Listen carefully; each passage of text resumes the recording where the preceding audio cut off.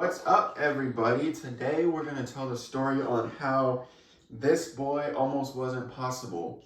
We broke up. That's right. I know that you guys have been wanting to hear this story for a really long time. Oh. Oh, he doesn't like it. Oh, okay. You don't want us to tell the story of how we broke up? Oh. It's okay. Oh, no. It's okay. We're never going to ever break up anymore. Yeah, don't worry. We're here. We're never. Here for you. Never. Yeah. Oh. 4 years into dating, the two of us finally called it quits. 4 years, y'all. Let's get into it. We're going to start by telling you where I kind of was in life, and then Trey will tell you where he was, and you'll see where our mindsets were while all of this was going on and what kind of led us to breaking up. I was 23. I had just graduated college, and I had just started my first big girl professional job. A lot of people are like, oh, the reason why you didn't get married until almost 5 years was because your parents weren't on board.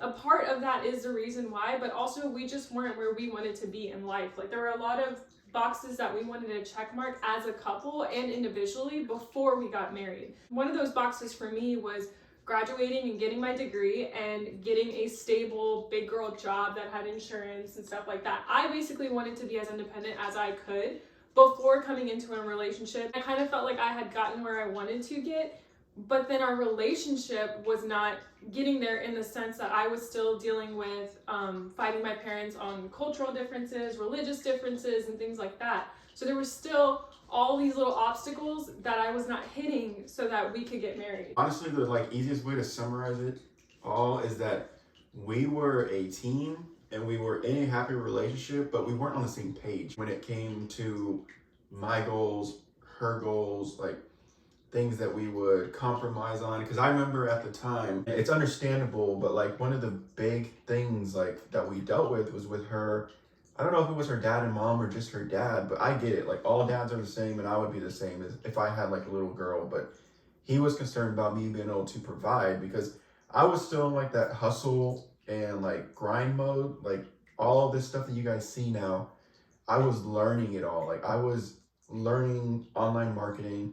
I had an Amazon FBA business. I was just learning the whole field and grind of online business. And I wasn't making a ton of money, and I had lost my job 2 years ago in oil and gas. So for 2 to 2.5 years, I don't know, maybe even 3 years, I was doing off and on jobs. I was doing DoorDash. I worked for another company. And like I said, I was trying to learn online business. So I was in my grind mode, and her dad was worried about that. So that was one of the obstacles that we faced. I was gonna say, a lot of people that are probably watching this are also one of your partners might be South Asian or Asian and be able to relate, or even just come from a strict family where your parents have a certain criteria for you that they want you to meet, which is straight A's, getting a college degree and stuff like that. So my family was really strict in that sense, right? They always wanted me to live a cookie cutter life, which was go to college, have good grades, get a degree, go to a 9-to-5 job, be able to have good health insurance, have a 401k, all that stuff that is stability. And then not only am I dating out of the culture and into a family that's a different religion, but then the partner that I've picked did not finish college, is trying to run a business online and all this, and they hear he's doing DoorDash and they're like, oh hell no. I came from a totally different perspective, right? My dad is also, he was actually a high school dropout, and I think he had to go back just to finish his high school degree. He doesn't have a college degree, but he's a very successful entrepreneur. So I grew up seeing a whole different blueprint of life, this is okay. And she grew up seeing a whole different blueprint of life. So like I said, we were a great team. We were in love. We were very happy. But there was just different things all over the place that we hadn't really discussed and looked it in the eye and just figured out a plan. From my perspective at that time, I just felt stuck in the sense that I was kind of being selfish and in my mind and being look, I've reached my goal of graduating college. I've gotten my big girl job. Why has he not gotten where he needs to be financially, or not in the sense of financial, but more in the sense of stability? Because from culture and parents, I kept hearing oh, the lifestyle that he's living and chasing the dream of having a business and working for himself and all that is not realistic. He's not going to be able to provide for you in the future. And I kind of just kept letting that noise hit me, and it was just building and building and building. Like, I'm going to this 9-to-5 job, and take in mind, he's doing the same hustle I am. He's just not doing the 9-to-5. He has different hours that he's doing. He's working for himself, and he's getting to the same goal that I am. And let me just interrupt real quick. We love Nani and Nana, but let's just say we did it. Your daughter's working from home now from our hustle. That's true. So I mean, like, now I'm doing the hustle that he was doing, where people would look at our lifestyle now and be like, oh, you're crazy. Like, yep. She's full-time, so. Yeah, and I've been full-time for a year, which, thank you God. That's just a little side piece to this video. Don't give up on your dreams. Yeah, even though I could myself see for the last 4 years that he was incredibly hardworking, like, I knew his character. If he had a Saturday where he could just sit at home and play video games, he would take that Saturday and be like, no, I'm gonna DoorDash all day. Like, people don't realize this, and I don't even think my parents realize this, but we would have dates where he would be on the clock, like, dashing, and I would just be in the car with him.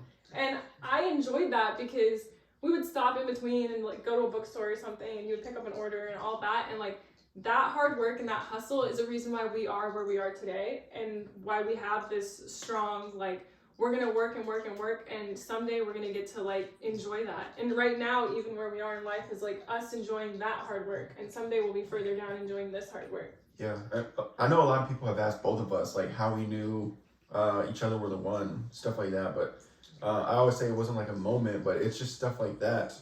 Sahar kind of knew, and she, like, obviously stuck with me through, like, the hard part and the grind, and she saw that, I guess, potential that we had. So just having someone by your side that's gonna, like, be with you, like they say, like, be with you through the mud. Like, we went through some tough stuff, but I think the biggest thing that we can say is I was almost the opposite mindset. Like, I was so sure of our relationship and how, like, strong we were, and my mindset and, like, being focused on my goals, that I didn't look at our issues in the face. I was like, we'll just, like, push through it, like, you know, kind of ignore it, and our love and stuff will just get us through our issues. And the big, huge turning point came when we broke up, because, like, everything just came crashing down. Like, I was finally having doubts because Sahar was dealing with more of the issues, right? Mm-hmm. So she normally had, like, she would be the ones that had the breakdowns at home and stuff like that. And I still lived at home. So yeah. Trey lived by himself. He had his own place. And I was living at home, working a job, done with college. Oh, and what people don't realize is the pandemic had just started. Yeah. So I literally was just going to work and coming home, and everybody was home because everybody got to work from home except for me, because I was in the healthcare. So I was dealing with the stress of, like, dealing with the pandemic and being face-to-face with patients and stuff like that, and then bringing that stress home, not really getting to see Trey as often because I worked in the medical field. So anytime there was a scare that I was in contact potentially with someone, that would be another week or two where I wouldn't see him in fear that I don't want him to get sick. Yeah. It just literally kept building, because when you can't see your partner, you're not talking to them as much, you're getting stressed out, and then you're living with family, that pressure is just building and building and building. Because, like, obviously, like any other couple, throughout the 4 years, we had struggles where we were like, maybe this isn't going to work, but we would talk things through, and we would kind of calm each other down. But for whatever reason, at that 4-year point, like, it got to such, like, a boiling point for us that I was at the point where I was like, okay, maybe this isn't going to work. And that was the first time and the only time that we've been together for, like, 7 years now that we had a full official, like, okay, I agree and you agree that this isn't gonna work. And it wasn't even like a nasty breakup, like, oh, I'm not gonna talk to you anymore, or F you, like, none of that stuff. One, we've never used, like, foul language towards each other, even jokingly, we just don't do it. But at that point, it was just literally like, look, I can't mentally, physically, emotionally, I can't do this anymore. And you were like, you know what, I can't do it anymore either. But looking back, he's fighting to keep us together, and I'm fighting and looking for reasons to not keep us together. So that's tough if you have one person kind of coming towards you like a magnet and the other one repelling. Again, we just weren't on the same page. It's funny because we actually still argue about this to this day. Sahar swears on her mother's life, and I would swear on my mother's life. Like, this just shows you like perspective. Sahar says that we were broken up. Did you say for like 2 months? No, a month and a half. But Almost 2 months. Okay, so she thinks 6 weeks. I swear to you guys that it was maybe a week long, like 7 days.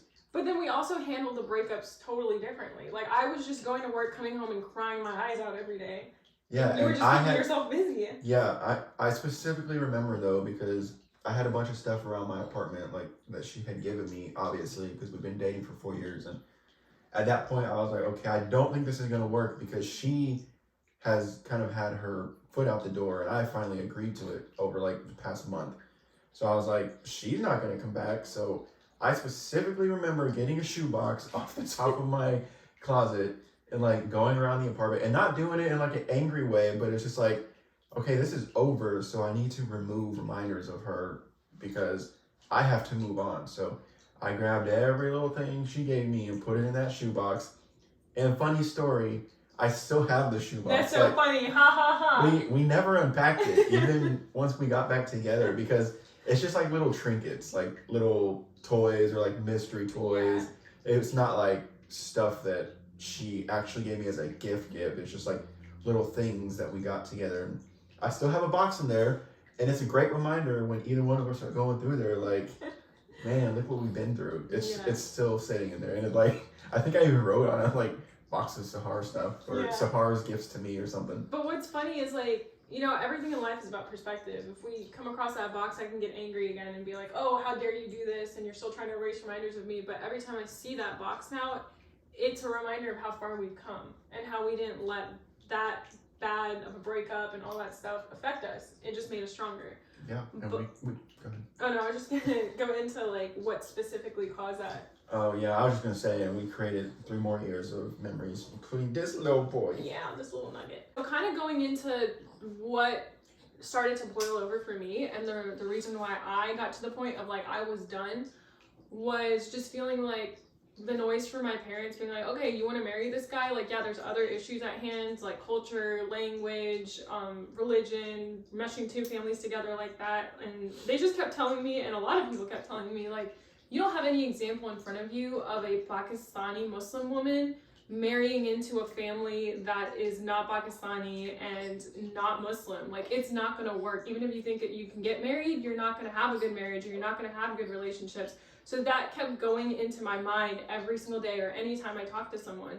And then the also, oh, well, he's not going to be able to provide for you, and it's not going to be like a 50-50 relationship. You're going to have to provide for him. Like, just all this outside noise constantly beating away. And then every relationship has like little minor things where you're like, oh, why'd you say this? Or why'd you do that? So, you know, you add all of that together and that pressure's just going to boil over. And that's what ultimately happened. And one day I just felt like, you know what? I can't do this anymore. For me, it was like things had gotten so bad, like just with like what she said, the way we were feeling about our relationship, that I actually took the time to reflect. Because before I was like, you know, we'll just power through this. Like, we can get married. We can do what we want. We're adults.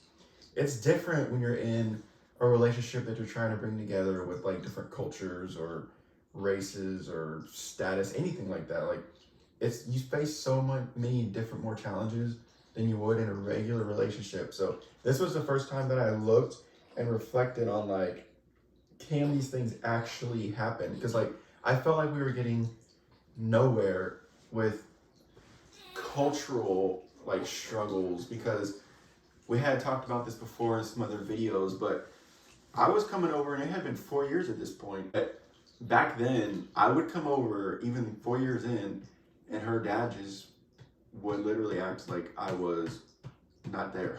Like, I would walk by him, and I'd glance at him to just see if he was going to give me eye contact to say hello, and he would just, like, walk right by me. Like, it was like there was no other human in the room. Like, I just wasn't there for him. So I was like, things are just not getting good.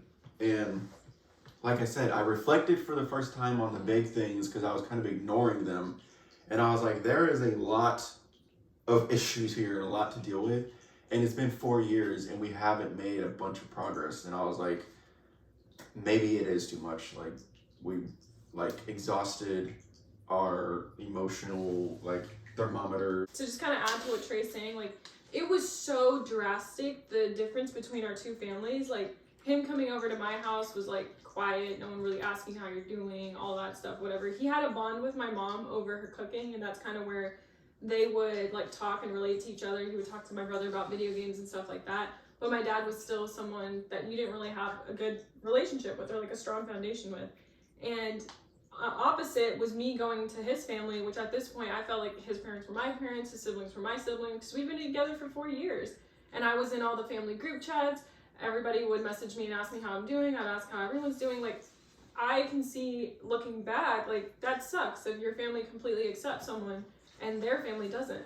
It was so much, so many issues all over the place that really we can't even recall them all right now because it was all over the place. And that is like the big, like, turning factor in our relationship. I remember however long it was that we were broken up. I don't know who reached out to who first, but we came to an agreement. We were like, let's meet up and talk about everything. And I don't know what your mindset was going in, but I was 50-50. I was like, I want to have this talk and like all the points that I'm worried about or frustrated with, and this is either going to be like the last time we see each other or it's going to be like the rest of our lives. Like, this was a vague meeting, like, now that you think about it. For me, going in, I think I was 50-50 too. I didn't know if we were going to get back together or if that was just going to be like our closure.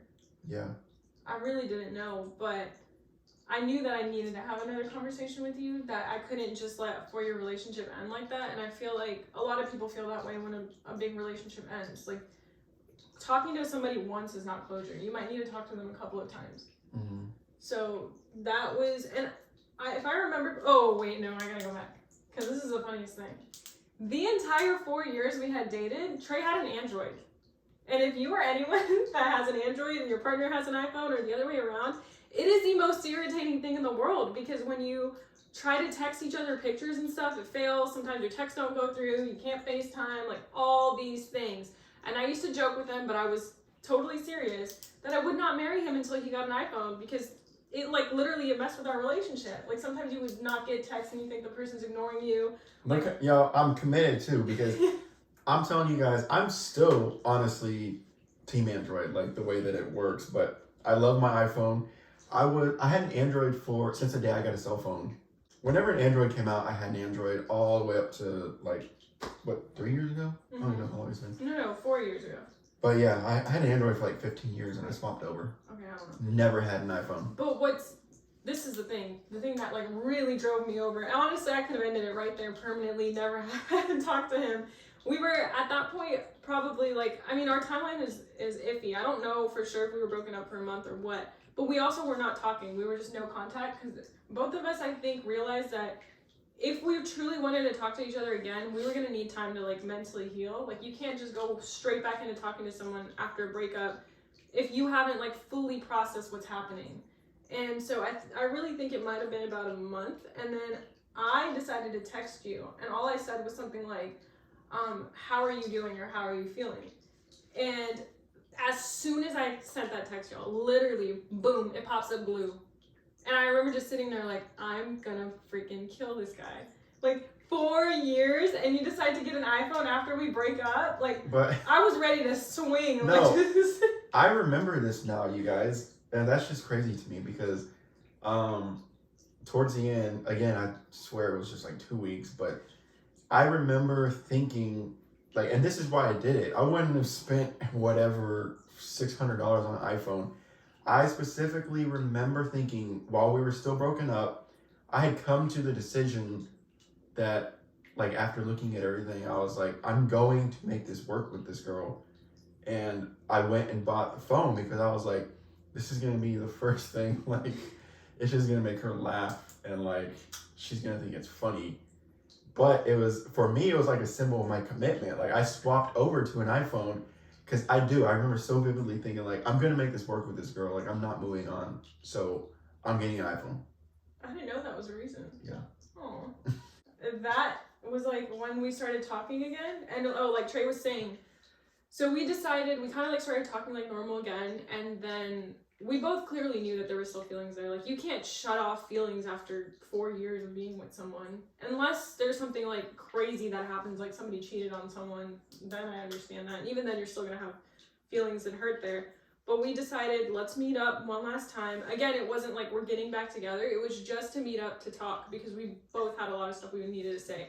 And I remember when we met up, you were sitting on one side of the room and I was sitting on the other side of the room, and it was like the air felt stale. Where was this? Just at my apartment? Yeah, I came over to your apartment and it was kind of uncomfortable at first because you don't really know how it's going to go. You don't know if someone's going to be angry or upset or cry and all that. And we were both calm and we just said how we were feeling. And I specifically remember both of us saying what we needed to say about how we felt and all this stuff. And both of us ending our like little parts by saying that we still loved each other. And if we could make it work, we would like to, but if we couldn't, we also understood because there were so many things in the way. And then that conversation kind of led into, well, what is keeping us from being together? And that's... Yeah, that was like the big turning moment. Like, we realized, like, the rest of that night, we just talked. It was like a therapy session. Yeah. There was a lot of breakthroughs. And then we planned a actual specific day. And I still remember this. Like, we went to a local restaurant and it started everything that we're into now. Like, actually designing our life and our relationship and mapping out goals together and vision boards. Like, so we've been on that for 3.5 years, and it literally started that day. We met up at a restaurant, and it's so vivid in my head. I can still picture it. I had like my journal out, and we were literally taking notes, and we sat there that day and designed our entire, not only our relationship, but our life. We were like, we're not gonna let life like steer us where it wants to take us. We're going to steer our life where we want it to go. We put out like all the difficult questions and problems that we were facing, and we figured out like ways that we could actually address them and fix them. We talked about, you know, what would I look like as like your best partner? What would you look like to be the best partner towards me? Like, Yeah. what would our perfect relationship look like? All that stuff. Like, we went so deep with it. And these things that we discussed were not just things for interracial or interfaith families and stuff like that. Like, these conversations are conversations that every couple needs to have. Because what people don't realize is, like, even if you're not interracial or not interfaith, you're gonna face things as while you're married, while you go through the process of planning your marriage, when you have a baby, how to raise that kid, everything, where family and outside noise will often try to make their way into your marriage. And having this super strong base foundation is what prevents you from fighting with each other or having any type of thing affect your marriage. Yeah, and that's why I said it was relationship design, not interracial relationship design. Like, we just went so deep on everything, and just literally from that day forward, we have just like a mapped out plan of where we want to be, how much income we want to have, what cars we want to drive, how we want to impact people, what businesses do we want to have. Like, everything is just thought out, and it started on that day. This is like a funny way to say it, but like that day sitting there in that moment was like, we're done being a little bitch. Like, to life, to anything, like, there's no I can't be successful in this anymore. It's I'm gonna try until I can get there, and if I can't get there, I'm gonna figure out another way to get there. I'm not giving up. You know what's funny is, like, probably like 2 or 3 months ago, I saw some TikTok relationship couple say that they go to a restaurant like once a month and like plan out their life and relationship together. And it was like, it filmed them like doing it together, like smiling. And I was like, that's funny. I wish we would have filmed that before they did, because we literally did that for real 4 years ago. Yeah, I have pictures from that day. I don't know if you remember, but guys, I think we rode our bikes, didn't we? Yeah, that's what I wanted to say. Like, that's the crazy thing that people don't realize. Like, you could look at our life now and be like, oh, they probably eat at fancy restaurants, or they wear designer clothes and all that stuff. And like, a part of that is true. Like, we're building our life up to where we want it to be, but we're still in the stages of building. And before we got to this stage in life, we were riding our bikes to a local restaurant to eat. And like, You might be like, okay, well, like, what's wrong with riding your bikes? We live in Texas where there's not sidewalks. Like, we were crossing major street in traffic to get to a restaurant to eat there and map out our life on our bikes. I was 23 years old. You were, what? 26? 26? I don't know. It's crazy. Yep. I mean, ultimately, our biggest takeaway from our breakup and to other couples that come to us with this issue is the main key and piece to a successful and happy relationship is realizing that you can't let outside noise get to you. You decide amongst yourselves, you talk, you have good communication about things that you agree on and the way you want your life to look, and it shouldn't matter what anybody else expects or wants from you. Somebody tells me that, oh, your husband works a 9 to 5, like he should be working at home and working this job. Well, I don't care because I'm happy with what he's doing, and we've decided that that's what we want right now. Yeah, and there's almost different levels. Like, I know a lot of people, they're independent adults and they're at that level, like in their relationships where they're like, oh no, I don't give a crap what my family says or this or that. So the first level is like there's people that their family's opinions and stuff does affect the relationship, and that's like bottom base level. Then there's that middle level where it's almost like you don't take anyone's opinion, your parents don't bother you, nothing like that. You're gonna work what job you want. You don't care if they have an opinion on your career. But a lot of those people, that's honestly the majority of relationships. I'd say like 70%. They're in that bubble.